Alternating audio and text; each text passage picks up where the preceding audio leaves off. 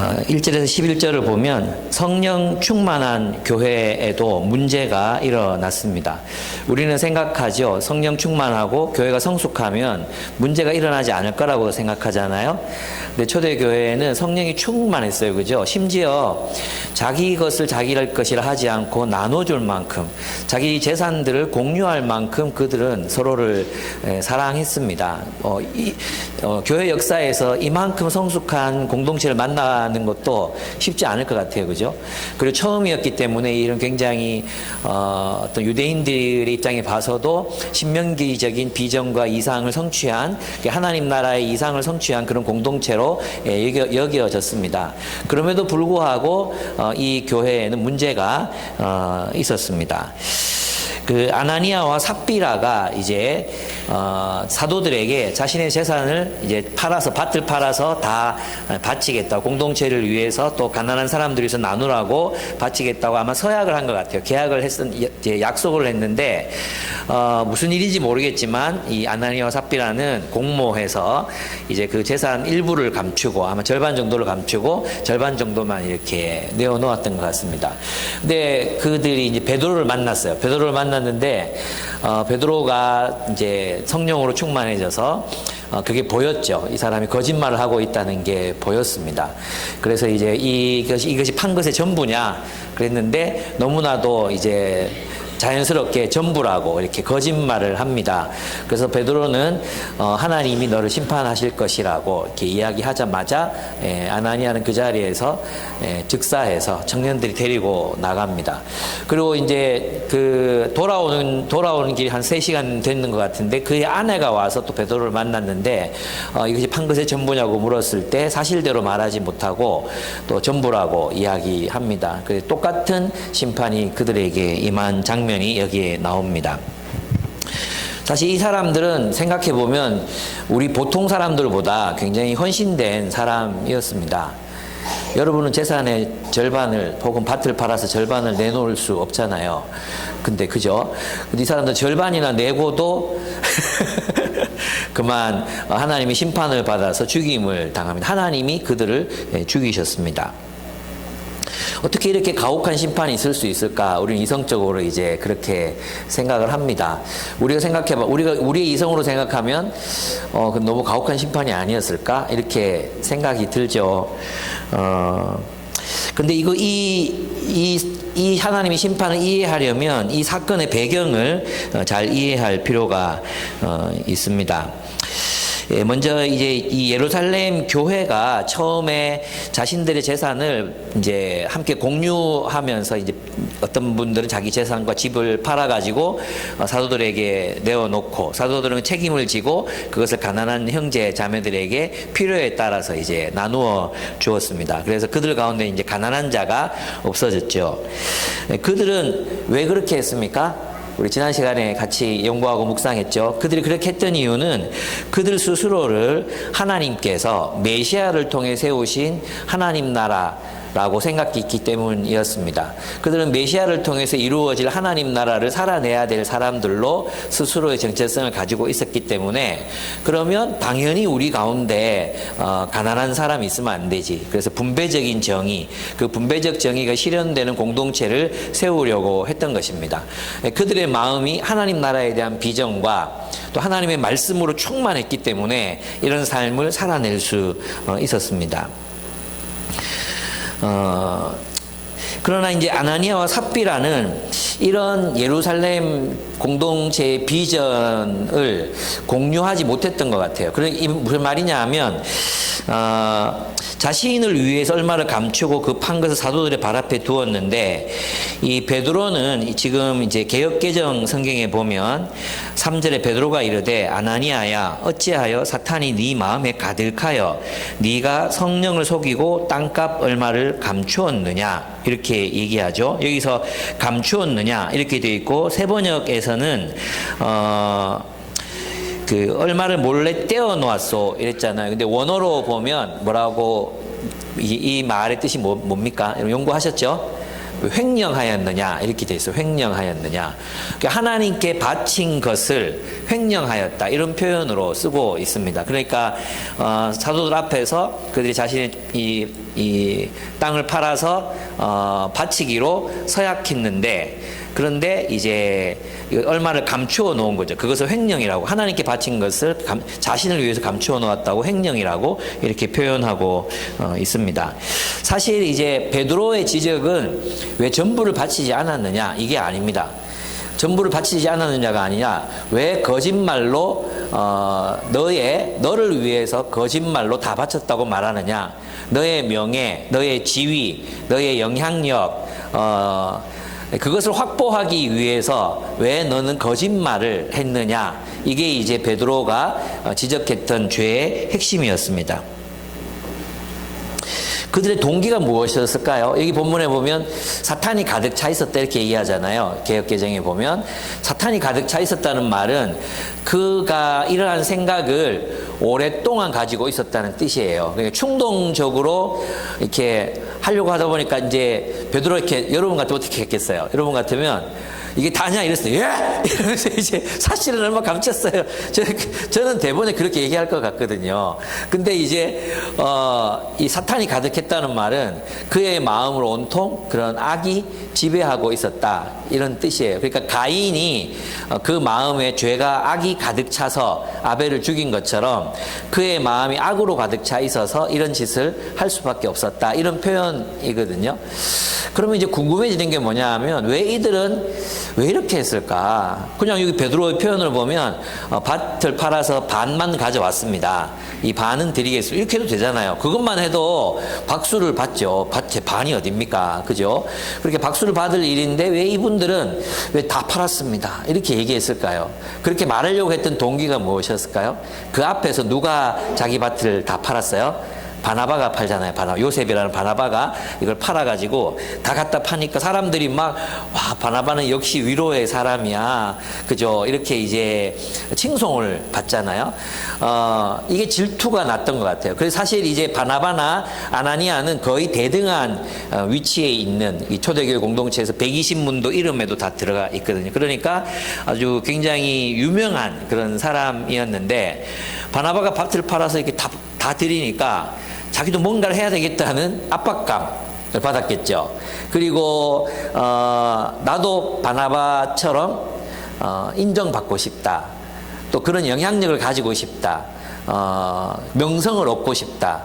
이런 생각들을 하게 된 것 같아요. 그래서 이제 그렇게 합니다. 사실 이런 동기를 이제 가만히 들여다보면 잘 이해가 안 되죠. 우리는 리더도 안 연락하고 이러는데, 그죠? 근데 이제 얼마 전까지만 해도, 코로나 오기 직전까지만 해도 교회에서 이제 중년 50세 이렇게 넘어가고 하면 다들 장로가 되고 싶어 해요. 다들 장로가 되고 싶어서 교회 뭐 그렇게 원래는 이게 성경적이지 않은데, 그죠? 그렇게 하면 정말 안 되잖아요. 근데 뭐 장로가 되려면 5천만 원 헌금해야 되고 뭐 3천만 원 헌금해야 되고 1억 헌금해야 되고 뭐 이런 게 있었단 말이에요. 그래도 그걸 내면서까지 하려고 했었던 이유가 뭐냐 하면 인간은 자기가 속해 있고 자기를 아는 사람들에게 이렇게 뭔가 칭송받고 싶고 명예를 얻고 싶고 또 자신의 지위를 이렇게 확보하고 싶은 마음들이 생겨요. 제가 이제 배드민턴 클럽을 한 5년 동안 다녔었잖아요. 지금은 이제 나이가 들어서 이러다가 심장마비로 죽겠다 싶어서 못하는데 이렇게 배드민턴을 하다 보면 한 번씩 대회를 해요. 대회를 하면 찬조를 받거든요. 나는 이제 뭐 한 사람이 보통 이제 부조하면 5만 원이래요. 10만 원 이렇게 하니까 10만 원 이렇게 하면 많이 하겠지 이런 데 있잖아요. 이렇게 가서 이렇게 막 적어 놓거든요. 이렇게 적어 놓고 이렇게 딱 보고 있는 거 보면 200만 원. 뭐 그냥 한번 대회 한번 하는데 여기 뭐 라켓 하나 지금 더 올랐지만 옛날 25만 원씩 이렇게 하거든요. 그런 걸 20개씩 막 증정을 해요. 예. 왜 그럴까? 나는 이해가 안 되지. 나는 10,000원도 못 하겠더라고. 굳이 이런 데가 돈을 써야 되나? 이런 생각도 들고, 내가 또 보통 주일날 대회를 하니까 저는 참석 못 하니까 이제 뭐 평소에 이제 뭐 간식 같은 거 사들고 가고 이렇게는 했었지만 뭐 못했어요. 근데 이제 거기에 헌신된 분들은 거기에서 인정받고 싶고 또 사람들 이렇게 기여하고 싶고 막 이런 마음들이 생기는 거죠. 아나니아와 삽비라의 경우에는 그게 이제 이건 동호회 분들이 서로 그래도 뭐 좋아하면서 이렇게 돈을 내놓고 또 나 이만큼 했어. 이거하고는 또 다르게 교회 공동체 안에서 뭘 한 거예요? 예, 속임, 거짓말로 자신의 지위를 확보하려고 했던 거죠. 거짓말. 그러니까 거짓이 이 사람들이 초대교회 중요한 리더십이었는데 세상적인 동기, 세상적인 원리가 교회 안으로 들어와서 이 사람들이 교회를 이용해서 자신의 어떤 권위, 또 자신의 리더십, 자신의 영향력을 확보하게 되면 처음 이제 막 교회가 세워지는 상황 속에서 교회가 어떻게 되겠습니까? 그건 또 무너지잖아요. 하나님께서는 그런 상황 속에서 그들의 삶이 악하다고 보셨던 것 같아요. 그래서 우리 인간적인 눈으로 보면 하나님 그래도 좀 살려주시지, 한 번 더 물어보시지, 이렇게 생각할 수 있지만 하나님의 관점에서는 하나님이 주인이시니까, 하나님이 선이시니까 우리는 그렇게 믿잖아요. 하나님이 우리보다 선하시다고 믿으니까, 하나님이 완전하시니까 그분이 알아서 심판하셨다고 이렇게 믿습니다. 여러분, 우리가 여기서 알 수 있는 게 뭡니까? 아나니아와 삽비라의 사건에서 이제 하나님이 정말 교회에 원하시는 게 뭐냐 하면 교회가 참으로 교회다워야 한다는 것입니다. 교회는 고도의 도덕성과 순수함을 가진 교회가 되어야 한다는 겁니다. 그럴 때 교회는 존경과 칭송을 회복할 수 있습니다. 우리 공동체는 그래서 있잖아요. 이 두 가지 모습이 모두 있어야 되는 것 같아요. 하나는 뭐냐 하면 사람들에게 매혹적일 정도의 사랑. 사람들이 우리를 공동체를 보면서 와, 쟤들은 정말 서로를 뜨겁게 사랑하는구나. 나도 저 공동체에서 저렇게 사랑하고 서로 즐겁게 재밌게 먹고 마시고 즐거워하며 살면 좋겠다. 매력적인 공동체죠. 근데 속하려고 하면 이 너무 빡센 거 아니야? 이런 느낌이 드는, 그죠? 아니 뭐 말씀도 연구하고 묵상해야 되고 뭐 또 뭐 멘토링도 해야 되고 서로 또 만나서 시간을 보내야 되고 이렇게 너무 좋아 보이는데 좀 두려운, 무서운, 뭔가 내 많은 걸 빼앗길 것 같은 그게 있으면, 만약 우리 교회 공동체가 너희 교회 좋은데 내가 가기엔 좀 그래, 이런 평가를 듣는다면 우리는 잘 살고 있는 거다. 그래서 우리 잘하고 있다고 이렇게 생각합니다. 또 하나 여기서 이제 우리가 알 수 있는 건 뭐냐 하면 아무리 성령 충만한 교회라도 뭐가 생길 수밖에 없다는 거예요. 문제가 생길 수밖에 없다는 것입니다. 저희 교회가 생긴 지 20 몇 년 됐잖아요. 얼마나 크고 작은 문제들이 있었겠습니까? 예, 아무리 성령 충만한 교회라도 우리 이미와 아직 사이의 존재들인 우리가 함께 공동체로 살고 있기 때문에 우리는 서로에게 실망할 수밖에 없는 상황들이 온다는 것입니다. 우리 세벗 여러분, 여러분 그래서 있잖아요. 우리 교회 공동체를 너무 이상적으로 이렇게 바라보지 마세요. 교회는 이래야 돼. 그걸 막 보이지 않는 교회, 우리 완전한 교회, 그런 교회가 되어야 되는데 왜 기쁨의 교회는 그런 교회인 줄 알았는데 안 그러네. 이렇게 생각하지 마세요. 예, 우리는 사람들이에요. 우리는 한계가 있기 때문에 반드시 서로에게 상처를 줄 수밖에 없으면 실망할 수밖에 없다는 것입니다. 그래서 여러분 앞으로 여러분들이 교회에 대해서 실망하게 되더라도, 목사인 저에게서 여러분이 실망감을 느끼게 되더라도 그건 당연하다 이렇게 생각하십시오. 예. 벌써 하셨습니까? 벌써 이미 다 실망하셨습니까? 잘하신 겁니다. 빨리 실망하는 게 좋습니다. 예. 그리고 우리가 해야 되는 게 뭐예요? 서로를 또 사랑하는 거죠. 그래서 저는 정말 성경적인 교회라면 문제가 일어나지 않는 교회라기보다도 건강한 가정이 그렇듯이 건강한 가정은 문제가 없는 가정이 아니거든요. 건강한 가정은 많이 싸워요. 예, 많이 싸우고 갈등도 일어납니다. 문제가 없는 척 하지 않아요. 제가 자주 말씀드리지만 엮이는 가정의 특징이 뭐라 그랬어요? 엮이는 가정. 문제가 없는 가정이에요. 문제가 없어서 문제가 없는 게 아니라 문제가 없어 보이는 가정이 엮이는 가정이에요. 문제가 있으면 안 돼. 완벽해야 되니까. 그래서 문제가 있으면 안 되는데 문제를 일으키는 사람이 있잖아. 누군가가 생기잖아요. 그럼 그 사람을 희생양 삼아서 너 때문에 우리 가정이 이래 이렇게 문제를 없애버리는 가정이 엮이는 가정이라고 할 수 있습니다. 건강한 가정은 싸웁니다. 건강한 가정, 그러나 그 싸움을 건강하게 하는 거죠. 건강하게. 또 그 다음에 어떻게 문제를 해결하고 화해하고 또 관계들을 새롭게 만들어가고 이게 건강한 가정이에요. 여러분 부부 관계도 마찬가지예요. 많이 싸운다고 문제가 있는 게 아니라 그 싸움이 있지만 그 이후에 그 관계를 어떻게 회복하고 화해하고 용서하고 또 더 깊은 성장으로 나아가느냐 이게 건강한 거죠. 근데 막 문제가 없는 것처럼 그래서 있잖아요. 원래 부부 관계도 그렇지만 앞으로 결혼할 분들도 계실 텐데 이 사람은 문제가 없어야 되니까 늘 누가 문제가 돼야 내가 문제가 돼야 되는 거예요. 계속해서 그럼 내가 문제야. 이걸 이제 신발 깔개 자아상이라고 하거든요. 그럼 문제가 없어 보여요. 그러나 문제가 없는 게 아니잖아요. 언젠가 터지잖아요. 교회도 마찬가지예요. 교회도 우리가 완벽하게 뭐 저희 교회도 이제 누군가가 몇 번 와보고 나서 이 교회가 왜 이렇게 시끄럽노? 난 그 얘기 교회가 왜 이렇게 시끄럽노? 그러고 안 오시는 분 계시거든요. 이제 교회 이 시끄러운 건 물리적인 시끄러움. 애들이 막 이렇게 왔다 갔다 하고 교회가 왜 이런 걸 통제를 못하냐? 사람이 사는데 애들이 완벽하게 통제가 됩니까? 그 되는 게 이상한 거지. 안 그렇습니까?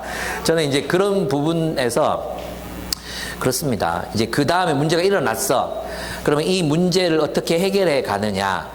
그게 이제 성숙한 과정을 보여줘야 되는 거죠. 그러면 이제 피해자가 있어. 그러면 그 피해자들에 대해서 보통 교회에서는 피해자의 원하는 것과 상관없이, 이제 다시 처음부터 하면 가해자가 있어. 피해자가 있고. 그러면 먼저 성경적인 공동체라면 치리가 있어야 되잖아요. 그죠? 뭐 해야 돼요?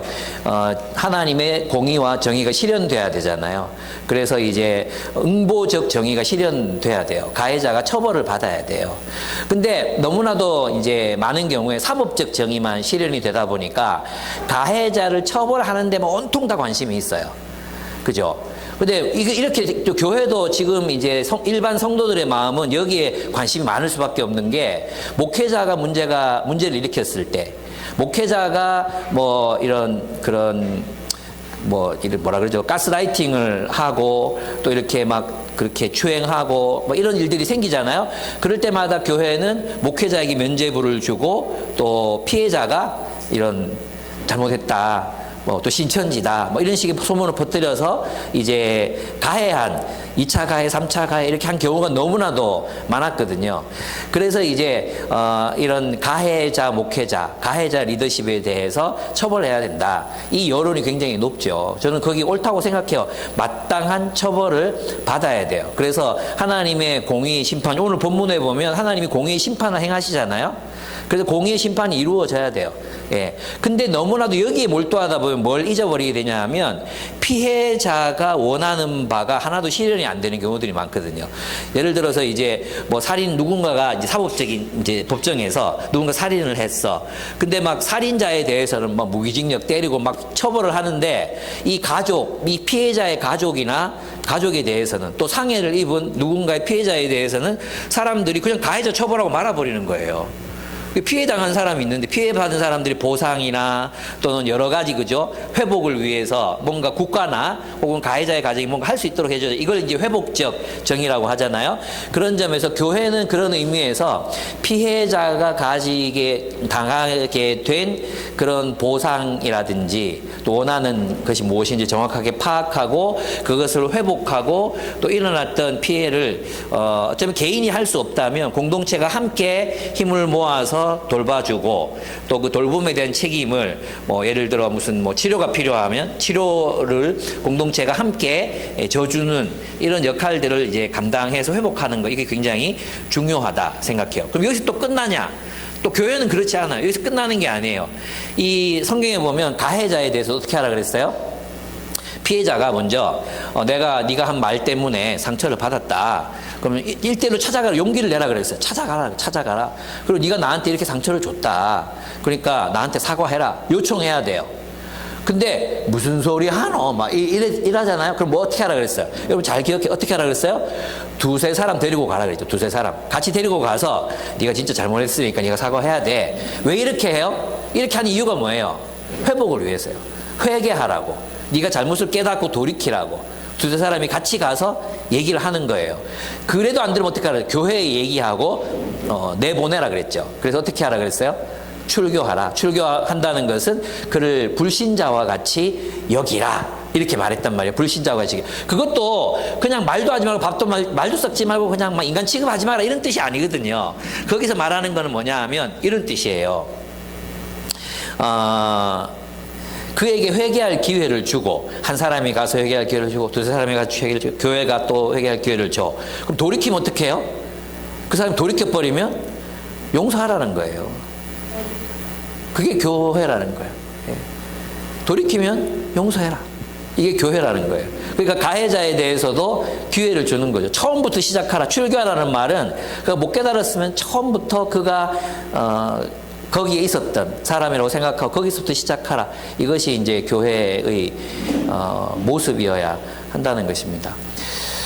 그래서 교회는 그런 의미에서 보면 거룩성을 요구받습니다. 거룩성을 요구받습니다. 그런데 여기서 또 주의할 점이 또 하나 있어요. 이게 뭐냐 하면 개인적인 죄의 경우 있잖아요. 개인적인 죄. 여러분 개인적으로 은밀한 중에 짓는 죄들이 있을까요? 없을까요? 있죠. 예, 개인적으로 짓는 죄들이 있어요. 뒷담화도 하고 하잖아요. 그죠? 개인적으로 짓는 죄들이 있어요.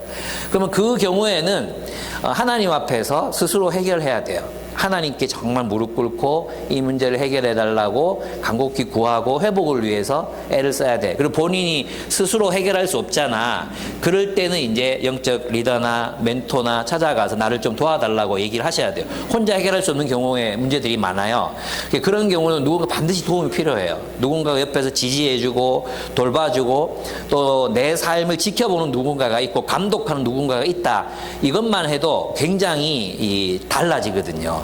그래서 또 막 그 상황을 자기가 이제 뭐 재정적인 문제이든 그게 다른 문제이든 그 누군가에 계속 보고해야 되고 또 막 알려야 되고 이런 상황 자체가 이 사람이 바르게 서는데 굉장히 경각심을 줘요. 그래서 원칙이 뭐냐 하면 그 죄가 알려진 범위 안에서 문제를 처리하게 되어 있어요. 그래서 이제 어떤 죄들은 당사자들과 리더십 몇 사람만이 아는 경우들이 생길 수 있잖아요. 그런 경우에는 그 리더십과 당사자들 안에서 그 문제가 해결될 수 있도록 하는 게 성경적인 원리예요. 왜냐하면 이걸 막 공동체 내에 막 목사가 저지른 문제다. 그러면 그건 공동체 전체의 문제가 되잖아요. 그런 경우에 죄가 알려진 범위까지 그 죄가 알려진 범위 그리고 그 죄가 영향을 미친 범위까지. 그래 목사의 죄는 그런 점에서 되게 엄중하죠. 엄중할 수밖에 없죠. 왜냐하면 공동체 전체에 해악을 끼치기 때문에 그럴 경우에는 목사의 죄가 공개적으로 뭐 전병옥 사건이나 뭐 여러 사건들이 있었잖아요. 드러나야 되지만 개인의 경우에 이제 이 죄가 알려진 범위가 이제 제한적이야. 그러면 교회 안에는 세법도 있고 청소년들도 있고 어린이도 있고 뭐 또 이 사실을 또 몰라도 되는 사람도 있고 막 이런데 그거를 공표해 버리면 그러면 2차, 3차 가해가 막 계속 되잖아요. 그죠? 그렇기 때문에 죄가 알려진 범위 내에서 해결을 해야 되는 거예요. 그래서 만약에 우리 교회에서 그런 문제가 생긴다면, 지금 생겨서 이런 문제가 얘기가 하는 게 아니라 이 본문이 나와서 이제 얘기를 하는 거예요. 그래서 이제 이런 일들이 만약에 생긴다면 징계위원회나 회복위원회나 뭐 이런 게 생기겠죠. 그죠? 그 리더들이 모여서 이렇게 의논을 하고 뭐 어떤 회복을 위해서 또 피해자 구제를 위해서 뭐 여러 가지 것들을 한단 말이에요. 그러면 성숙한 교인들의 자세는 뭐겠어요? 모른 척 하는 거예요. 성숙한 성도들의 자세는 무슨 일이 있긴 있는데, 리더들이 지금 되게 고민하면서 기도하면서 저게 문제를 해결하려고 하는구나. 이렇게 하는 거죠. 예. 그때 우리는 또 이런 일이 생기면 어떻게 해요? 수사관 정신이 발달하잖아. 막 발동을 하잖아. 왜? 무슨 일인데? 왜? 이러면서 막 알고 싶어 해. 그러면 문제가 더 커질 수밖에 없어요. 그래서, 그런 죄가 알려진 범위 내에서 문제를 해결하는 것. 근데 그 아나니아와 삽비라의 경우에는 왜 이 문제가 공동체의 문제가 됐겠어요? 이 두 사람의 영향력이 바나바와 같은 영향력. 바나바 같으면 지금 이제 교회에서 주도적인 위치에 있는 사람이잖아요. 그런 경우에는 이 죄가 이제 이렇게 할 수밖에 없는 그런 상황들이 된 거죠. 예, 그렇습니다. 그래서 교회는 치리의 문제가 있습니다. 근데 교회가 이런 거룩성의 문제들을 이제 치리하지 않으면 이제 거룩성의 문제가 이렇게 되는 거죠. 근데 우리는 있잖아요. 치리 이러면 주로 뭘 생각합니까? 이제 성적인 범죄, 또 뭐 돈 띠먹은 사기 치는 문제 이런 것들만 생각하잖아요. 근데 생각해 보면 어쩌면 우리 안에서 이제 가정에서 남편이 아내를 학대하고 있어. 이것도 치리 대상일 거 아닐까요? 대상에 들어가야 되죠. 예. 또 어떤 일이 있을까요? 뭐 사적인 영역으로 생각되는 거, 사적인 영역의 일이라고 생각되는 그런 것들 있잖아요. 뭐 여러 가지 일들이 있을 텐데 하여튼 뭐 그런 것들도 치리 영역에 들어가는 것들이 많죠. 근데 우리는 여러분이 만약에 어떤 회사의 사장님이야. 그런데 직원들 임금 제대로 안 줘. 그리고 착취해. 이건 죄일까요? 죄가 아닐까요? 죄죠. 근데 우리 교회 사업하는 사람들이 있는데 만약에 뭐 이렇게 과도하게 직원들을 막 이렇게 하면서 보상도 제대로 안 해주고 막 그래. 그러면 우리는 그 대상을 향해서 당신은 하나님 나라 방식도 살지 않으니까 그렇게 하면 안 됩니다라고 누군가가 가서 권면해야 되겠죠. 여러분 직장 생활에서 막 민폐가 되는 사람들이 있거든요. 자기 일은 안 하고 막 근데 크리스찬 중에도 많단 말이에요. 저도 옛날에 만났던 분 중에 전도는 얼마나 열심히 하는지 몰라. 막 직장에서 학생들 막 학교 선생님인데 불러다가 막 몇 시간마다 전도해요. 예. 정말 막 와 정말 그리스도인이야. 근데 제가 회의할 때 봤거든요. 교감 선생님이 좀 사람 하기 힘들어하는 일들을 이제 이 일 누가 하시겠어요? 맡겼어요. 근데 이분이 일을 딱 맡더니 자기 부하 이제 선생님한테 이렇게 탁 던지면서 내는 거 못하는 거 알지? 이런 건 죄일까요? 죄가 아닐까요? 죄죠. 예. 근데 우리는 이런 부분에서 우리 각자가 가지고 있는 그런 것들이 다 은폐되어 있잖아요. 예. 이런 일들에 대해서도 우리는 사실 이제 점검해야 되는 시기가 온 것 같아요. 제가 우리 교회 처음 개척할 때 그런 얘기 했었거든요. 이제 리더를 뽑을 때 추천서를 이 사람이 일하고 있는 직장의 넌크리스찬들에게 받아오게 해야 되겠다. 이런 생각을 해본 적이 있었어요. 직장 사람들 이 사람 어떻게 평가하고 있을까? 그 성경에도 보면 장로 뽑을 때 어떻게 하라 그랬어요? 외인들에게 존경받는 자라고 했잖아요. 외인들에게. 여러분 직장 사람들, 넌크리스찬들에게 추천서를 돌리는 거지. 이 사람이 교회에서 리더를 해도 되겠습니까? 그랬는데 정직성 제로, 근면성 제로, 막 신뢰성 1, 뭐 이렇게 나오면 5점 만점 이렇게 나오면 이 사람 리더로 뽑으면 안 되겠죠. 근데 여러분 믿고 이제 세우는 건데 예, 이런 것들입니다. 예. 그래서 교회가 정직하다는 건 그런 의미, 교회가 이제 높은 도덕성을 가지고 이제 함께 살아가야 된다는 건 그런 의미라고 할 수 있습니다. 두 번째, 그래서 이제 교회 치리 문제는 한편으로는 공의를 실현하는 문제이기도 하고 또 한편으로는 사랑과 회복을 실현하는 문제이기도 하기 때문에 이것은 이제 단순하지 않습니다. 복잡합니다. 그래서 문제가 딱 드러났으면 그때부터 리더십을 움직일 수 있습니다. 문제가 은폐되어 있을 때는 모르잖아요. 근데 문제가 드러났기 때문에 그때부터 이제 리더십들은 이런 문제를 다루어야 할 책임이 있는 거죠. 여러분이 소망숲, 뭐 에덴숲, 숲 안에서도 이렇게 여러분들의 삶을 이렇게 바라보고 그 삶이 하나님 나라의 삶인지를 계속 보게. 초대교회는 어떻게 해서 초대교회는 그 사람들 따라다니면서 그렇게 못 살 때는 예배도 못 들어오게 했어요. 예배도. 니는 설교를 이해할 능력이 없다. 그래서 예배도 못 들어오게 했거든요. 우리는 그러면 여기 한 90%가 나가야 되니까 그렇게 농담이에요. 예, 농담인데 그렇게 이제 또 바울이 보면 고린도 교회에 대한 기준이 또 다르고 에베소 교회에 대한 기준이 또 높고 뭐 이런 지역만 교회마다 또 이런 다른 기준을 설정해서 또 교회를 성숙시켜가는 이 과정으로 보는 거죠. 과정. 이게 무슨 뜻이겠어요? 과정. 어떤 교회는 이만큼 왔으니까 이걸 요구해도 되겠다. 어떤 교회는 얘들 아직 어리니까 여기서 그냥 요런 사람들 요렇게 하자. 그래서 보면 어떤 경우에는 그냥 이제 엄격한 잣대를 들이대지 않는 경우도 있고 어떤 경우에는 굉장히 엄격하게 리더를 뽑는 경우도 있고 그래요. 예. 두 번째는 뭐냐 하면 이런 문제 속에서도 하나님이 역사하신다는 것입니다. 12절에서 16절을 보시면 성령 충만한 교회는 문제 가운데서도 성장합니다. 사도들을 통해서 표적과 뭐가 나타났어요? 기사가 나타났죠. 이게 무슨 뜻이냐 하면 이제 사도들에게 무슨 능력이 있겠어요? 사도들에게 아무 능력이 없어요. 그럼 사도들에게 표적과 기사가 나타났다는 거, 예수께서 보여주신 표적과 기사가 사도들에게 나타났다는 건 이들이 가진 능력이 누구 거라는 거예요. 누구 거? 예수님 거. 그러니까 이들은 아직 예수님은 이들을 통해서 통치하시고 역사하시고 하나님 나라를 위해서 사역하고 계신다는 걸 보여주는 게 사도들의 표적과 기사라는 거죠. 그러니까 교회 공동체가 내부적인 문제가 있고 어려움이 있었지만 또 모두가 완전히 완벽하게 성화된 사람들은 아니었지만 교회는 여전히 하나님 나라의 사역을 계승하고 예수의 사역을 계승하고 그 표적을 이어가고 있었던 것입니다. 저는 이제 이 한참 여러분도 아실지 모르겠지만 2009년, 10년 이럴 때, 이 성령의 표적을 구하는 그런 흐름들이 되게 많았어요. 그래서 뭐 임파테이션이라는 말 들어보셨습니까? 능력 있는 사람이 기도해주면 이제 그 기도받는 사람이 똑같은 은사가 막 나타나고 이렇게 했거든요. 실제로 이제 피터 와그너가 한국에 왔을 때 집회를 하는데 한쪽 다리가 이렇게 짧은 사람이 있었어요. 근데 이제 다리를 꼬고 앉게 하시고는 피터 와그너가 나오너라 하니까 다리가 길어져 가지고 들어올 때는 절면서 오던 사람이 나가면 정말 걸어서 갔거든요. 이런 일들이 실제로 일어나곤 했었어요. 그래서 저도 있잖아요. 이 표적과 기사, 병든 사람, 아프면 힘들잖아요. 아픈 사람들이 좀 낫는 일들이 일어났으면 좋겠다.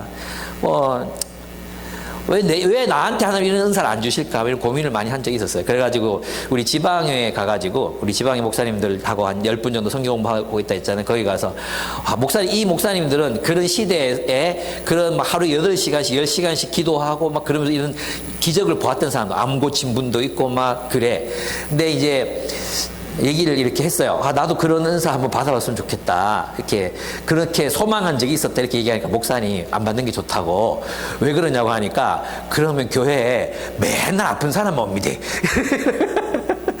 그리고 마음이 힘든 사람만 와가지고 힘들다고. 결국 교회가 깨져가지고 이제 나중에는 저를 만나면서 이렇게 말씀으로 사람들 이렇게 사역하는 게 너무 좋다고 이렇게 얘기하신 적이 있어요. 제가 지금 말씀드리고 싶은 건 그런 은사가 나쁘다 이런 게 아니라 저는 인성 간사가 그런 은사를 받았으면 좋겠어요. 그래서 인성 간사님이 막 병든 사람도 낫고 그런 은사 주시면 또 괜찮잖아요. 근데 이제 하나님이 은사를 주실 때는 우리가 구해서 주는 게 아니라 하나님이 우리 공동체와 또 세상을 위한 사역을 위해서 이미 우리에게 그런 은사를 주셨단 말이에요. 그러니까 우리 공동체와 저에게는 은사가 있어요. 그러니까 우리에게 주신 그 은사로 우리의 사명을 감당하면 돼요. 그래서 이걸 막 바랄 필요 없어요. 하나님 우리가 어떤 은사를 줘요? 제가 이렇게 생각해 보면 성경에 나오는 모든 은사들 중에 병 고치는 거, 귀신 쫓아내는 거, 귀신도 들린 사람 나타나면 우리가 한번 쫓아내 보면 될 것 같은데 병 고치는 은사 빼고는 다 주신 것 같아요. 어떤 뜻인지 이해되십니까? 병 고치는 은사 외에는 하나님이 가르치는 은사, 지혜의 은사, 지식의 은사, 뭐 이런 은사들을 하나님이 우리에게 이미 다 주셨단 말이에요. 그러면 이 은사들을 가지고 예수님의 사역을 계승하면 되는 거죠.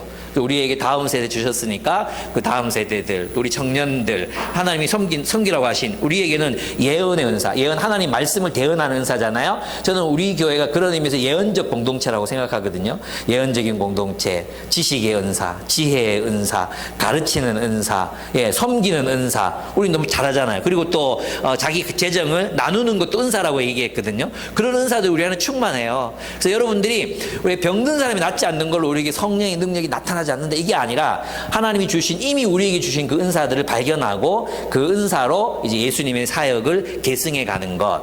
그것이 우리에게 필요합니다. 그게 뭐예요? 그렇게 할 때 어떤 일들이 일어납니까? 14절에 보면 믿는 사람들이 더욱 늘어나면서 주님께로 나아오니 남녀 신도들이 큰 무리를 이루게 되었다라고 말합니다. 하나님의 나라는 계속해서 성장하고 자라납니다. 우리 눈에는 여기서 이렇게 위축되고 실패하고 패배하고 있는 것 같아 보이지만 하나님 낙사 전 지구적인 하나님 나라 역사를 이렇게 들여다보면 하나님께서 또 다른 대륙에서 또 일하고 계십니다. 무슬림들이 뭐 90%, 80% 이상 인도네시아에도 이미 기독교인들이 10%를 넘어섰거든요. 인도네시아. 우리나라의 개신교 인구가 10%가 지금 안 되잖아요. 7% 8%밖에 안 돼요. 대구는 5%, 6%밖에 안 돼요. 근데 인도네시아 기독교 인구가 10%가 넘었어요. 여러분 이게 얼마나 대단하다고 생각하지 않습니까? 아프리카에 옛날에 선교사들이 가면 먹혔던 그런 아프리카에 지금 어떻습니까? 50% 이상의 사람들이 그리스도교로 돌아오고 있죠. 예, 그 너무 희한한 또 종파들이 많이 생겨가지고 또 문제이긴 해요. 그래서 여러분 같은 사람들이 아프리카에 가서 성경 교사도 하고, 예, 말씀으로 교회를 세우고 이런 일에 헌신할 분들도 많이 필요합니다. 그렇습니다. 성령 충만한 교회는 문제 가운데서도 성장하고 자라납니다.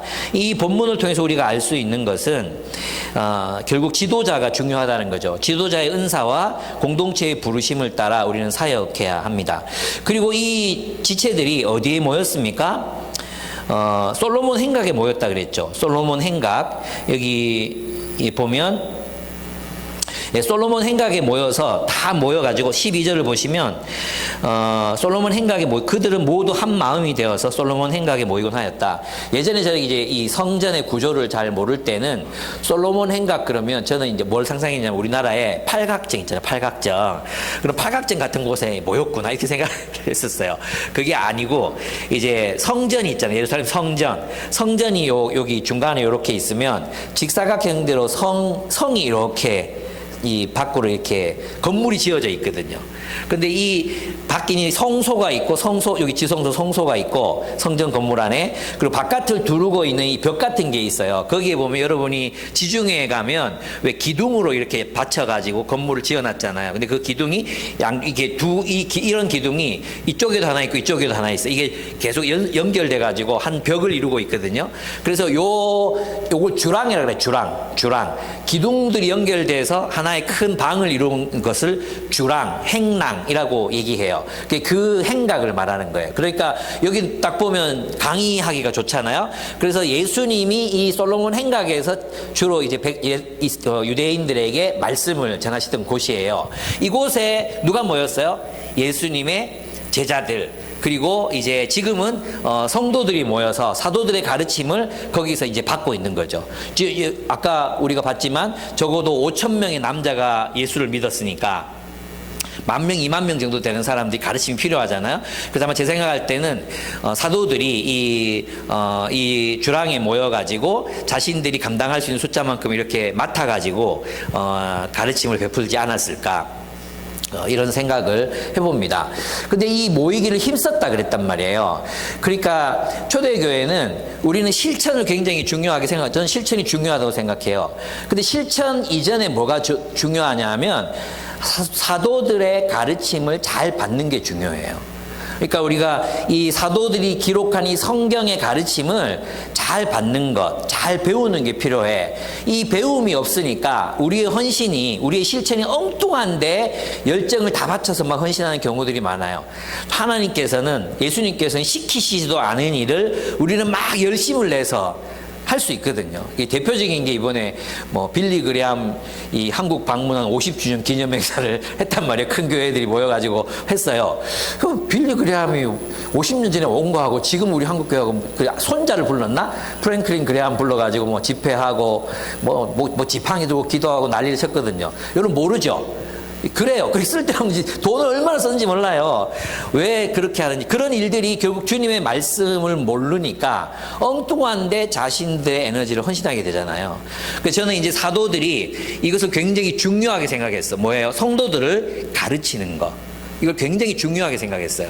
그러니까 이 가르침은 아마도 예수님이 생전에 이제 이 땅에서 사역하시 공생의 기간 동안 가르치셨던 것들, 부활 후에 40일 동안 또 가르치셨던 것들, 이런 것들을 계속 그들이 알 수 있도록 계속 가르쳤죠. 왜냐하면 유대적인 사고관 그것을 벗어나기가 참 어렵잖아요. 근데 이제 예수님 그리스도이신 예수를 중심으로 해서 다시 구약 성경을 바라보게 하고 해석하게 하고 또 예수님을 따라서 사는 삶이 어떤 삶인가 뭔가를 또 설명하고 이러려면 가르침이 정말 필요했던 거죠. 그래서 여러분, 우리 교회가 이제 BSM을 하잖아요. 바이블 스터디 앤 메디테이션을 해요. 여러분, 연구와 묵상은 따로 갈 수 없어요. 여러분, 연구하지 않는 묵상은 그냥 망상이 될 수 있어요. 깊이 연구해야 하나님의 말씀을 잘 들을 수 있거든요. 그래서 우리는 하나님의 음성을 잘 듣기 위해서 연구합니다. 연구에만 그치면 어떻게 되겠어요? 사람이 딱딱해져요. 자꾸 비판적이게 되고 그래요. 그래서 묵상으로 나아가야 돼요. 묵상은 뭐냐 하면 내가 깨달은 말씀을 가지고 어떻게 삶을 살 것인가, 이 말씀이 원래 무슨 뜻인가, 이 말씀 속에 있는 하나님의 메시지는 무엇인가, 이걸 곱씹는 것, 계속 되뇌이면서 곱씹는 걸 묵상이라고 해요. 묵상. 그래서 어떤 경우에는 이 말씀을 생각하면서 관상, 그죠? 상상 속에서 이 본문을 이렇게 그려보기도 하고, 차 타고 다니면서 계속 이 말씀을 읊조리는 거죠. 이게 무슨 뜻이지? 이 말씀이 오늘 나이가 어떻게 살라고 말씀하는 거지? 이러면 있잖아요. 여러분, 그 말씀들을 계속 묵상하다 보면 그 말씀이 지금 나에게 주시는 하나님의 음성이 있어요. 여러분, 지난번 리더 특강 때 목사님 오셔서 그 말씀하신 적 있죠? 성경이 뭐라고요? 이 성경 66권이 우리에게 말을 걸고 있다 그랬어요. 이 66권은 하나님이 우리에게 말을 걸고 계시는 책이에요. 계속 말을 걸고 있는데 우리가 듣지 않으면 하나님의 음성을 들을 수가 없는 거예요. 이 말씀을 펴서 읽고 묵상해야 돼요. 곱씹어야 돼요. 그러면 이 하나님 말씀이 현재적인 나에게, 지금 나에게 주시는 음성이 있어요. 보네퍼는 그 음성을 따라서 미국에서 독일로 돌아왔고, 히틀러 암살 작전에 가담했고, 하나님의 뜻에 순종하기 위해서 그렇게 살았거든요. 제가 이제 경험하는 바는 이거예요. 여러분, 주만지라는 그 영화 아십니까? 주만지 보면 주만지 책이 있잖아요. 책이 막 떠들썩하다가 빛이 막 나왔다가 막 가만히 있다가 막 이러잖아요. 그러다가 아이들이 우연치 않게 이 주만지 그림책을 발견합니다. 그리고 열쇠를 열었는데 우와, 막 공룡도 나오고 새도 나오고 막 코뿔소도 튀어나오고 막 하잖아요. 그것처럼 이 성경의 말씀은 우리에게 계속해서 우리에게 어떤 세계를 보여주고 하나님의 말씀을 들려주기 위해서 계속해서 우리에게 말을 걸고 계십니다.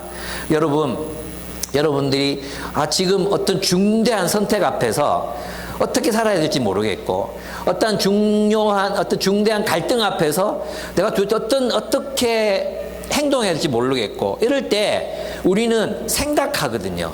염려하거든요. 그리고 걱정에 빠지거든요. 그게 아니라 말씀을 묵상하십시오. 이 사도행전 말씀하고 지금 내가 살아가는 삶이 아무 상관없는 것 같잖아요. 근데 정말 신기해요. 저도 그렇게 생각했거든요. 이 사도행전의 말씀이 막 부흥의 시기에 막 일어났던 말씀인데, 오늘 우리 쇠락해 가고 있는 이 한국교회에서 이 말씀이 어떤 의미가 있을까? 또 지금 우리 공동체가 겪고 있는 어려움들, 이런 어려움들인데 이 말씀이 우리한테 뭐 어떤 메시지 들려줄까 싶거든요. 근데 이 말씀을 펴고 묵상하고 문단을 나누고 어떤 내용인지 주석을 찾아보고 진짜 막 고민하면서 이 본문의 원문의 메시지들을 찾아내고 막 그 주석을 찾고 또 사전을 찾고 헬라어를 뒤지고 이렇게 하면서 있잖아요. 하나님이 정말 위안을 주시기도 하고, 하나님이 내 마음을 만지시는 것도 경험하고, 또 어떤 비전을 주시기도 하고, 어떤 대안들을 주시기도 하고, 저는 그걸 경험해요. 여러분도 마찬가지일 거라고 저는 믿습니다. 그래서 여러분, 이 하나님의 말씀이 그냥 죽은 문자가 아니라 지금도 이 말씀으로 주님께서 우리에게 말씀하고 계신, 성령이 우리에게 성경을 통해서 말씀하고 계신다. 그래서 여러분들이 꼭 기억하고 이 말씀을 연구하고 묵상하셔야 됩니다. 그래서 PBS로 끝나면 안 돼요. 메디테이션. 묵상해야 돼요. 묵상. 곱씹어야 돼요. 계속 여러분들이 일상을 살면서 계속 말씀을 묵상하세요. 한 구절 두 구절을 암송하세요. 그리고 이 말씀이 나에게 뭐라고 말씀하시나, 말씀을 힘입어서 여러분이 사시기를 바라요. 어떤 선택을 할 때도 갈등이 올 때, 마음에 힘이 없어질 때, 그냥 내 마음대로 하고 싶을 때, 내 본성대로 그냥 다 막 해버리고 싶을 때 있잖아요. 그럴 때 여러분은 말씀을 찾아야 돼요. 기도해야 돼요. 하나님, 이 말씀을 통해 내가 지금 어떻게 살라고 하십니까? 그러면 있잖아요, 내가 상상할 수 없었던 대안들이 생기기 시작해요. 저는 있잖아요, 거기서 나는 하나님의 지혜를 배웠어요. 제게는 그런 은사가 있어요. 왜 이게 답이 정해져 있는 것들이 있거든요. 근데 이게 정해져 있는 답이 아닐 때가 많아요. 우리 전도사하면서 배웠잖아요. 구부러진 세상에, 이 구부러진 세상에서 내놓는 답들은 다 구부러질 수밖에 없잖아요. 그러니까 그리스도인들은 누구냐 하면 항상 제3의 대안을 찾는 사람이에요. 그냥 답정너가 아닌 거예요. 답정너가 아니라 제3에 대안은 뭐가 있을까? 최선은 무엇일까? 또 생각하는 거죠. 사람들 의견을 듣고 또 생각하는 거죠. 그럴 때 우리가 잘하고 성장합니다. 근데 우리는 그냥 내가 생각하는 거에 머물러 버리는 경우들이 많아요. 그게 끝인 거죠. 그게 아니라 우리가 하나님의 말씀으로 계속해서 변화되는 경험을 한 사람들이라면 새로운 상상력에 눈뜰 수밖에 없어요. 제3의 가능성들을 계속해서 생각해 볼 수밖에 없어요. 여러분들이 일을 할 때나 직장 생활을 할 때나 개업을 했을 때나 무슨 일을 하든 그렇게 하나님께 지혜를 구하고 기도하고 말씀을 들여다볼 때 하나님이 여러분을 말씀으로 인도하실 것을 믿습니다. 여러분 믿으십니까? 아멘. 그래서 있잖아요. 여러분의 나랑 약속해야 돼. 누구랑 싸웠어. 갈등이 일어났어. 내 본성대로 하고 싶잖아요. 그죠? 또 내 상태가 안 좋아. 그래도 막 본성대로 하고 싶잖아요. 내 마음대로 하고 싶잖아요. 내 생각도 내 상식대로 하고 싶잖아요. 그럴 때 제발 그 옛자, 육신적인 자 이걸 좀 내려놓고 하나님 뭐라고 말씀하십니까? 내 마음은 미치겠는데 내 마음은 이렇게 힘든데 주님의 말씀은 무엇입니까? 주님 내가 어떻게 하면 좋겠습니까? 주님께 물으세요. 그리고 주님이 내가 하기 싫어하는 일을 시키더라도 순종하겠습니다. 그럴 때 우리에게 평안이 오는 거예요. 평안이. 그때 주어지는 게 평강이라는 거예요. 평강. 내가 내 마음대로 내 뜻대로 이렇게 한다고 평강이 오는 게 아니에요. 주님의 뜻을 따라 순종하시는 여러분들이 되시기를 참 축복합니다. 세 번째, 이제 마지막 문단인데요. 17절에서 마지막 문단을 보면 사도들이 복음을 전하잖아요. 근데 제사장들이 가두죠. 왜 제사장들이 가둡니까? 예수의 부활을 전했다고. 왜 이게 제사장들을 자극했을까요? 자꾸 예수가 부활했다, 예수가 부활했다 이 얘기가 죽은 사람이 부활했다, 듣기 싫다 이게 아니라 그랬죠. 예수가 부활했다는 건 뭐예요? 옛 성전 지배 질서는 끝났다는 거거든요. 그게 말라기에도 나오고 이사야에서도 나오고 하나님께서 새 성전을 지을 것이다. 하나님이 너희 눈에 지금 보는 이 성전, 이거 솔로몬의 성전, 기억도 안 나는 새로운 성전을 지을 것이다. 메시아가 오셔서 옛 성전을 심판하시고 새로운 성전을 지으실 것이다. 이거거든요. 이게 이제 늘 그래서 예수가 부활했다고 말하면 말할수록 뭐예요? 너희가 틀렸다, 너희가 틀렸다, 너희가 잘못했다, 너희가 잘못했다. 이게 반복이 되기 때문에 이 듣기 싫은 거예요. 그래서 제사장들은 말도 안 되는 죄죠. 예수가 가르친 것을 가르쳤다고 해서 이 사도들을 잡아서 가둡니다. 근데 감옥은 이 사도들을 가둬둘 수 없었습니다. 하나님이 천사들을 보내서 이 제자들을 사도들, 이 베드로와 요한이 그때는 갇혔지만 지금은 사도들 일부 많은 사람들이 갇혔는데 하나님께서 그들을 빼내 오십니다. 그 사람들 데려와라 그러니까 어떻게 해서 가보니까 문이 굳게 잠겨 있는데 밖에서 잠겨 있는데 사람들이 없는 거예요. 찾으러 다녔는데 새벽부터 나와가지고 성전에서 막 말씀을 가르치고 자기들 분명히 가다놨는데 그리고 참 이 문을 연 흔적도 없는데 그 사람들이 새벽부터 나와서 하나님 말씀 가르치고 있으니까 얼마나 놀랬겠습니까? 이게 뭘 말합니까? 이 사건이 뭘 말하는 거예요? 하나님은 사도들을 지지하신다는 거예요. 하나님이 사도들 편이라는 거죠. 그래서 나중에 가말리엘이 이게 하나님으로부터 오는 운동이 어떻게 갈 거냐 이 걱정했던 게 뭐냐 하면 그리고 후에 보면 5장, 6장인가 7장에 보면 그런 얘기 나오죠. 허다한 제사장의 무리가 그 도에 합류하니라 이렇게 돼 있거든요. 그러니까 이 제사장 가문들이 부활을 부정하다가 예수의 부활을 도저히 부정할 수 없는 사건이 일어나는 거예요. 그게 이제 이 사도들에게 일어났던 놀라운 어떤 기적들, 감옥에서 탈출한 사건들, 또 사도들로부터 나타나고 있는 예수의 어떤 증거들, 예수가 살아있다는 증거들, 이런 것들이 이 사람들의 마음을 이제 흔들리게 했고 결국 그 제사장 무리가 주님께로 돌아오는 놀라운 일들이 일어나게 됩니다. 무엇입니까? 감옥은 그들을 가둘 수 없었습니다. 감옥은 복음을 가둘 수 없었습니다. 감옥은 또한 권력 또한 이 복음을 막을 수 없었습니다. 그 권력자들이 뭐라고 말합니까? 제사장들이 예수의 이름으로 가르치지 말라고 엄금합니다. 엄명을 내립니다. 그러나 사도들은 그 말에 복종하지 않습니다. 그들은 사도들의 복음 전파, 그리고 복음이 확산되어가는 이것을 막을 수 없었어요.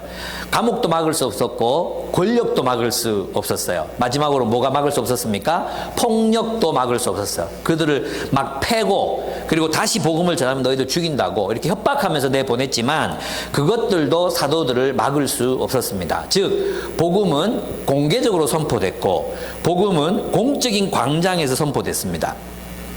이게 뭘 말합니까? 오늘날 우리들의 신앙은 어디에 갇혀 있습니까? 내 안에 갇혀 있어요. 그죠? 또 많은 분들이 시작하셨지, 저도 자주 얘기하는 거지만, 복음 그러면 뭐예요? 우리가 믿는, 여기 본문에 보십시오. 그들이 끝까지 복음을 전했던 이유. 42절. 그들은 날마다 성전에서, 그리고 이 집 저 집에서 쉬지 않고 가르치고 예수가 그리스도임을 전하였다. 이게 복음이에요. 그러니까 있잖아요. 사도들이 전한 원형적인 복음의 내용은 뭐냐? 예수가 그리스도라는 거예요. 여러분 놀랍게도 있잖아요. 이 예수가 지금 뭐 하고 있다고 말합니까? 이 예수가 30절 보시죠. 30절 한번 같이 읽어보도록 하겠습니다. 30절, 31절을 같이 읽겠습니다. 시작. 우리 조상들의 하나님은 여러분이 나무에 달아 죽인 예수를 살리셨습니다. 하나님께서는 이분을 높이시어 자기 오른쪽에 앉히시고 용도자와 구주로 삼으셔서 이스라엘이 회개를 하고 죄사함을 받게 하셨습니다. 회개하고 죄사함을 받게 하셨다. 이 말이 뭐냐 하면 예수께서 용도자와 구주, 지도자, 그가 왕이라는 뜻이에요. 왕, 메시아가 되게 하시고 그들의 공동체로 그들을 받아주셨다 이런 뜻이에요. 그러니까 죄사하셨다는 게 뭐냐? 그들을 하나님의 나라로 하나님의 약속 안으로 그들을 받아주셨다. 그들의 죄를 용서하셔서 하나님의 나라로 그들을 용납하셨다 이런 의미예요.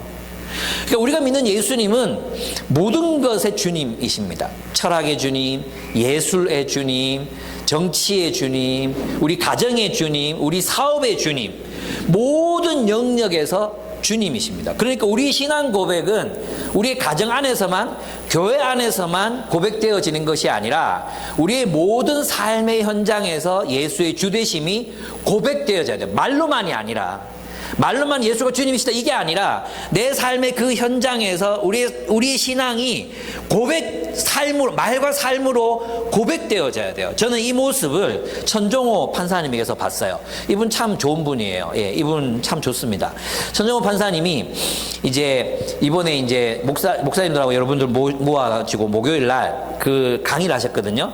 그리스도인과 공동선이라는 주제를 가지고 강의를 하셨어요. 그러면서 이분이 자기가 청소년들을 비행 청소년들을 돌보다 보니까 정의가 뭔가 또 선이 뭔가 이런 것들을 연구해야 될 수밖에 없었대요. 그러면 우리 궁금하잖아요.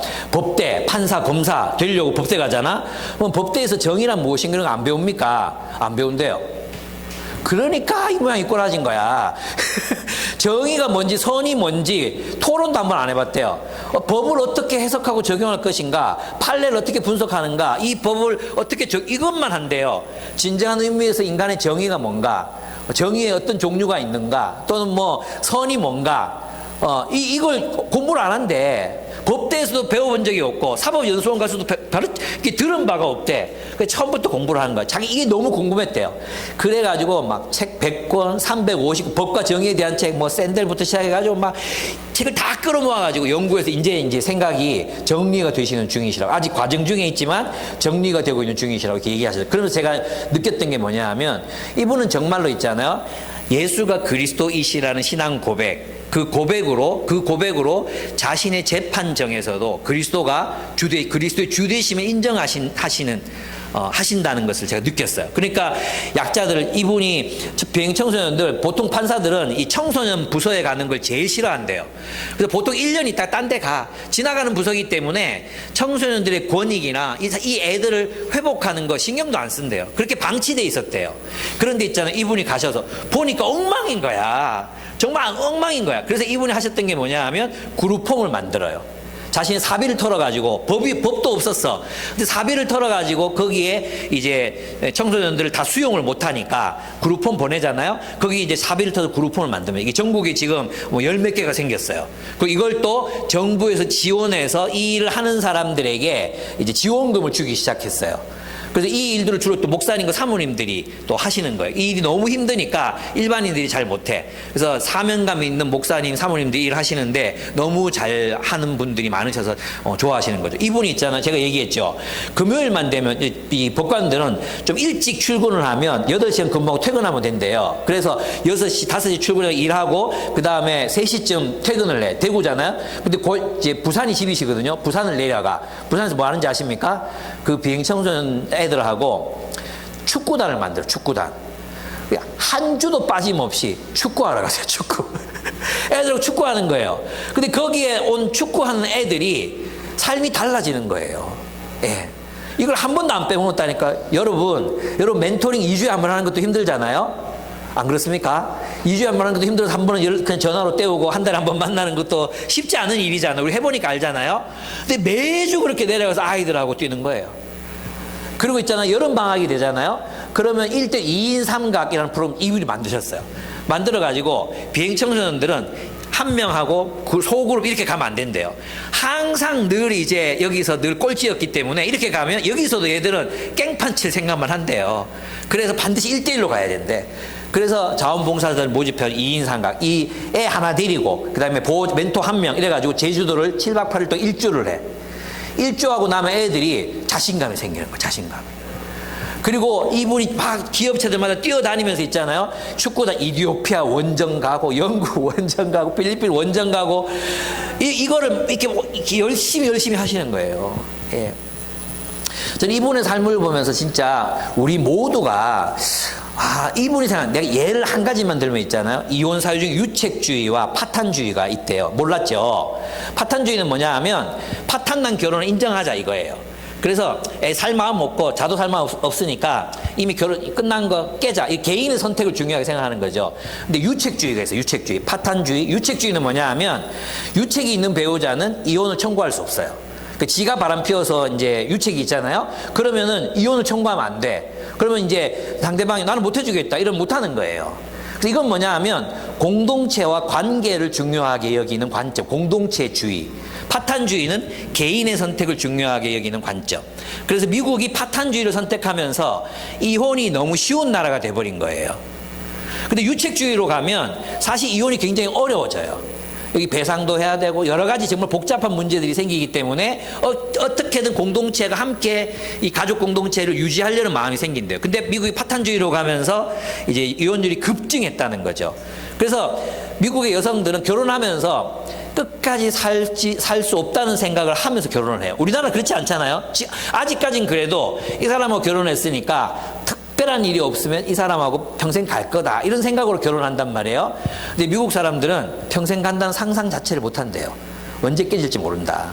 그리고 내가 잘못 안 해도 저 사람이 남자들이 책임 안 지면 끝이다. 그래서 있잖아. 결혼을 안 하려고 하거나 끝까지 결혼을 미루거나 동거만 하거나 이런 경우들이 많아진다는 거예요.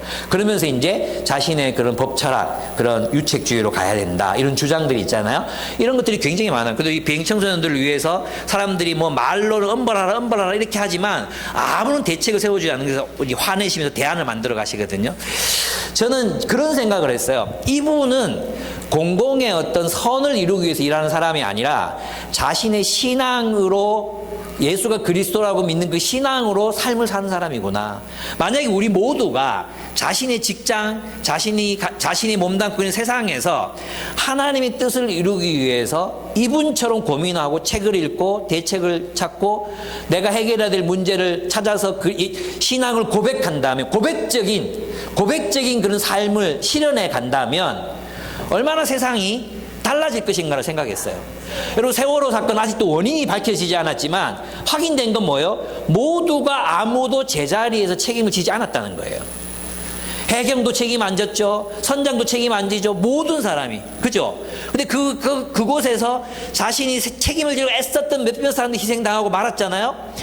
이런 것들 속에서 우리 그리스도인들이 신앙 고백이라는 것이 과연 공적인 광장에서 우리가 신앙을 고백하고 있는가? 내가 그리스도인으로서 살고 있는가? 세상에 나가서는 세상의 가치, 세상의 기준, 신입들한테 친절하게 해주지만 어릴 때는 막 신입 들어가서 누가 안 가르쳐 주나 막 벌벌 떨면서 막 이렇게 하잖아요. 근데 여러분들이 과장되고 여러분들이 팀장 딱 되면 어떻게 합니까? 그것도 못하나 막 이런 식으로 있잖아요. 가르쳐 주지 마라. 지금 일 많아진다. 뭐 이런 식의 만약에 생각이라면 우리 세상적인 생각을 하고 있는 거예요. 우리가 예수를 그리스도라고 시인한다는 것은, 공적인 광장에서 시인한다는 것은 그 공적인 광장에서 내 모습이 과연 예수 그리스도를 주로 고백하는 자의 세계관, 그리고 성품, 그리고 삶을 그곳에서 드러내고 있는가, 이게 나타나야 되는 거죠. 그것을 여러분들에게 말씀드리고 싶습니다. 이제 저는 한 분 더 말씀드리면 맞춰야 되겠네. 예. 강량한 교수님 아시죠? 철학 교수님, 철학과 교수님이시거든요. 이분을 보면 저는 진짜 대단하다고 생각해요. 보통 철학자들은 이 성경이 베이스가 잘 안 돼요. 그래서 있잖아, 한 철학자가 올인하거든요. 그래서 뭐 칸트주의자는 칸트주의자가 되고, 뭐 하이데크는 하이데크주의자가 되고, 하여튼 막 그 한 학파에 막 올인해서 그걸로 세상을 다 보려고 하는 경향성이 있어요. 뭐 니체주의자는 니체, 뭐 베냐민은 베냐민 막 그렇거든요. 근데 이분은 모든 철학을 다 아세요. 진짜 천재예요, 천재. 예, 22살 때 독일어로 보네퍼의 나를 따르라를 독일어로 읽었다고 하니까 또라이죠. 그것도 군대 가서 읽었다. 군대 가서 그걸 다 읽었대요. 읽으면서 감동받았다. 군대에서 훈련받으면 새로 무슨 생각이 납니까? 진짜. 그런데, 이분의 삶을 보면 이 성경적 세계관 속에서 이게 통합돼 있어요. 삶도요, 정말 겸손하세요. 예. 저는 이분이 이제 그 스크루테이프의 편지를 자기 교회 청년들에게 해설해 주면서 우는 걸 봤어요. 우시더라고요. 예. 눈물이 글썽하시더라고요. 정말 사람들을 사랑해요. 그리고 보네퍼의 나는 누구인가 그걸 읽어주시면서 또 우시더라고요. 그거 쉽지 않거든요. 보통은 있잖아요. 자신의 신앙을 숨겨요. 연예인들 보십시오. 숨기고 있는 경우도 많거든요. 그냥 난 뭐 하는 경우는 이것만이 아니잖아요. 여러분 그 누구죠? 돈 생기면 뭐 하지? 소고기 사 먹지. 김원효 있죠. 그분이 크리스찬이거든요. 예. 근데 보면, 이 개그에도 기독교 세계관이 들어있지 않습니까? 돈 생기면 뭐 하지? 뭐 사지? 뭐 할로 그걸 소고기 사 먹지? 예. 동의가 안 되는가 본데. 예. 그렇습니다. 저는 이제 여기서 이제 요거만 한 가지 얘기하고 마치려고 합니다. 뭐냐면, 이제 우리 신앙이 진짜 고백적이어야 된다 그랬잖아요. 그럼 예수 그리스도이심을 말로, 삶으로 증언해야 되는데, 이 유대 공동체는, 유대인들은 하나님 나라 예언을 알고 있는 사람들이잖아요. 그러니까 기독교적인 내러티브, 그러니까 하나님 나라의 구약 성경의 내러티브를 알고 있는 사람들이기 때문에 예수의 부활로 예수의 메시아 되심을 증명해내는 게 쉬운 일이었어요. 물론 고난은 있지만 그들이 선지식이 있잖아요. 근데 우리가 복음 전해야 되는 상황은 어때요? 사람들이 선지식이 있어요, 없어요? 없어요. 옛날에 나 때만 해도 초등학교 때 교회 다니는 놈 손들어봐 그러면 한 3분의 2가 손들었어요. 왜냐하면 정말 교회를 가거든요. 먹으러, 간식 먹으러도 가고 뭐 상품 주러도 가고 한단 말이에요. 그래서 대부분의 우리 또래들은 기독교에 대한 선지식이 있어요. 50대 이상들은. 근데 지금 20대 30대들은 기독교에 대한 선지식이 전혀 없어요. 기독교가 뭔지 몰라요. 그리고 하나님 나라 예언 알겠습니까? 모르겠습니까? 전혀 모르죠. 그러니까 우리가 해야 되는 일은 뭐냐? 그 선지식이 없는 사람들에게 복음을 전해야 되잖아요. 그죠? 그래서 이제 팀 켈러는 이제 이랬어요. 여러분, 세상은 허무합니다. 세상에서 여러분이 추구하는 그 모든 것들은 허무합니다. 그러나 복음은 영원합니다. 이런 방식으로 뉴욕에서 복음을 전해서 수많은 사람들이 예수께로 돌아오게 했어요. 근데 이제 이거는 세상을 부정하는 방식이잖아요. 근데 제가 박영호 목사님하고 대화하면서 한 가지 배운 게 있는데 그게 뭐였냐 하면 이런 거였어요. 실제로 복음은 우리 지난 시간에 제가 얘기했잖아요. 초기 가톨릭 신자들은 기독교를 뭘로 봤다고? 기독교를 유교를 보완하는 보완제로 봤어요. 그러다 후기가 되면 기독교의 성경을 점점 더 이해하게 되면서 뭘로 바뀌었다 했어요? 아, 기독교가 유교 이상을 완성시키는구나. 우리가 꿈꿨던 그런 어떤 삶의 질서를 기독교가 완성시키는구나. 이걸 봤다는 거죠. 그래서 있잖아요. 초대교회에서도 덕 있죠. 덕. 뭐 용기, 절제, 뭐 이런 어떤 아리스토텔레스적인 덕, 그리스 사회 이상. 그 이상을 그리스 사람들이 실현하지 못했는데 기독교인들이 검투장 안에서 짐승들의 밥이 되고 검투사들에게 죽어가면서도 있잖아요. 용기 있게 그리스도를 전파하고 죽음을 두려워하지 않는 모습을 그들이 본 거예요. 그래서 그들이 검투사에게서 바라봤던 용기, 절제, 정의, 이런 것들이 있어요. 그런 것들이 자신들은 실현하지 못했는데 기독교인들의 순교하는 모습을 보고 기독교인들은 저것을 완성했구나. 이걸 본 거죠. 그래서 그들의 복음 증거는 여러분들이 정말로 원하는 그것이 여러분들의 방식으로는 해결되지 않습니다. 우리는 그리스도 안에서 이것을 해결했습니다. 이거란 거예요. 오늘 우리의 복음 전도도 그게 돼야 된다고 생각해요. 저는 현대인들이 욕망하는 게 있거든요. 아름다운 삶, 조화로운 삶, 공동체를 함께 사는 삶, 의미 있는 삶, 행복한 삶 추구하거든요. 그런데 신자유주의 또 자본주의적인 삶의 방식을 쫓아가면 각자 도생을 선택할 수밖에 없잖아요. 그럼 각자 도생에서는 아름다운 공동체, 서로를 돌보는 삶, 행복한 삶이 나올 수가 없어요. 그래서 있잖아, 기독교 복음은 뭐냐? 너희들이 추구하는 그 각자 도생의 삶, 또 자본주의적인 삶, 노후를 돈으로 준비하는 삶, 그 삶으로는 너희가 원하는 그 삶을 살아낼 수가 없어. 근데 복음 안에 그 삶이 있어. 그래서 우리는 와봐라, 와서 살아봐라. 여기 초대하는 것, 그것이 우리의 복음 전도가 돼야 돼요. 왜냐하면 교회에 와서부터 이제 복음을 사람들이 이해하기 시작해요. 복음을 다 믿고 교회로 오는 게 아니에요. 이제 복음을 다 알고 교회로 오는 게 아니에요. 초대교회도 마찬가지로 복음을 다 알고 오는 게 아니었어요. 와서 교회로 살아가면서 이 사람들의 삶 속에 하나님 나라의 이상이, 우리가 꿈꾸던 삶이, 우리가 생각했던 그 삶이 여기서 살아내고 있구나. 이게 보여지고 이해되고 성경 이야기를 듣고 또 우리 함께 나누는 걸 듣고 그러면서 있잖아요. 예수가 이런 분이구나를 알아가게 되는 거죠. 그래서 여러분들이 세상에서 그들을 막 복음으로 굴복시키고 또 진리로 막 압승하고 변증을 완벽하게 해내지 못해도 괜찮아요. 우리의 이 시대의 복음 증거는 우리의 삶이 매력적으로 비치는 거죠. 아니면 우리의 삶이 독특하게 보여야 되는 거죠. 사람들이 우리의 마음에 있는 소망에 관해 물을 때 와보라. 마태적인 복음 전도. 지금 그게 우리에게는 합당한 복음 전도가 아닐까 이런 생각을 해보게 됩니다. 그래서 더더욱이 교회 공동체가 중요해지게 됩니다. 우리가 서로를 더 뜨겁게 사랑하며 살고 하나님 나라의 이상을 이루어가고 이런 삶을 또 선택해야 하는 이유가 또 거기에 있습니다. 그렇게 삽시다. 함께 기도하겠습니다. 제가 기도하고 마치도록 하겠습니다.